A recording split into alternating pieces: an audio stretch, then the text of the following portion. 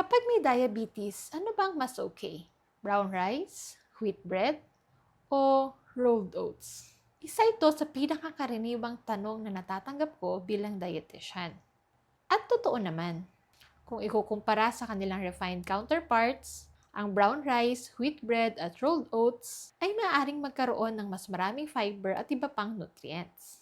Sa ilang tao, maaari rin silang magdulot ng mas mabagal na pagtaas ng blood sugar. Pero ang tanong, sapat na ba iyon?